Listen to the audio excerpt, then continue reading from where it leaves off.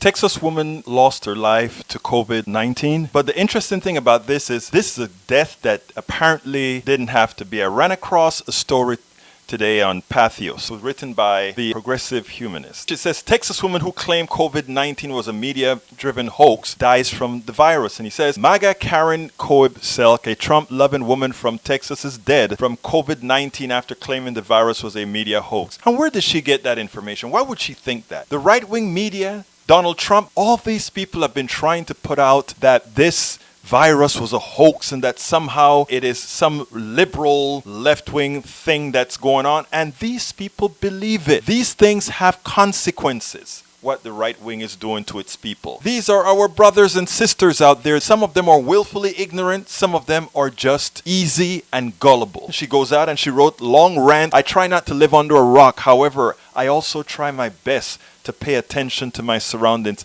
Our government is under attack from within. Think about what has transpired. And she goes and she talks about this disease, this virus, as if it's a hoax and a joke. Where did she get that again? We know where she got that. She got that from the president. She got that from the right-wing media. Now here's the thing. It has consequences. Now she dies. I feel for her family. I feel for her husband. I feel for her kids. They put out a GoFundMe to raise some money, I guess, to take care of her expenses. Initially, the GoFundMe had a statement that said she died from kidney failure. She tested positive for COVID-19 according to what was written on the GoFundMe, and that the kids are going to be tested. That also listed on the GoFundMe. But it turns out that the new GoFundMe has all of that taken off the screen. Yeah, that's their right. But the reason we're bringing this story up is because it's not an isolated incident. A few days ago, I wrote another story about a family who went on a cruise because Governor DeSantis of Florida said it was okay. The coronavirus was no big deal. Go ahead and travel. Don't change your life. Another couple in Phoenix, Arizona. They heard the president talk about this malaria drug. So they found this malaria drug and they went ahead and take it with the expectation, because they heard the president said that it could prevent or stop the coronavirus. They went ahead and took it. The husband died. The woman is in critical condition. The hoaxes, the misinformation, the lies that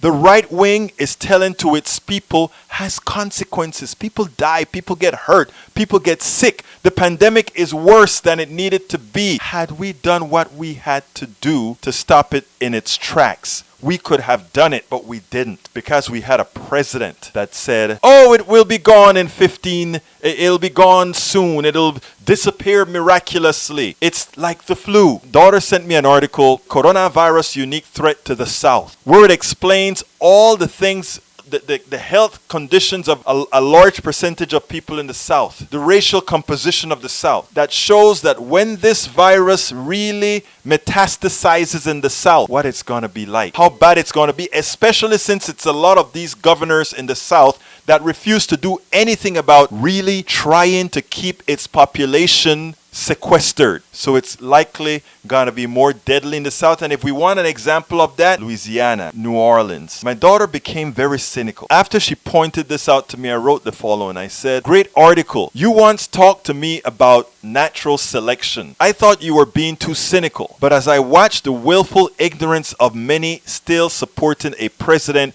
whose policy kill, natural selection may necessarily thin the population of the gullible, which in fact makes the whole weaker. The only issue is how many of the strong are inadvertently taken down by the errant sneeze. Anyway, we stay at home, wear masks on the outside. Irrespective of a lacking president's words, we create those tight circles of the trusted who follow protocol, and we do not go to work in unsafe environments. This means we must assist those who in these difficult times need assistance. Great find, Mi'iha. All we can do is continue to try to talk to these folks. But what the right-wing media, what the president, and what the corporations are doing to these people in order to attain a mean that actually hurt them more than it hurts anybody else is vile, it's immoral, and it should stop. I continue to wonder why this story didn't make bigger news. The people who have been convincing these folks to be gullible, to believe in these hoaxes, to believe in these lies, they don't care about them. They are just there for a purpose.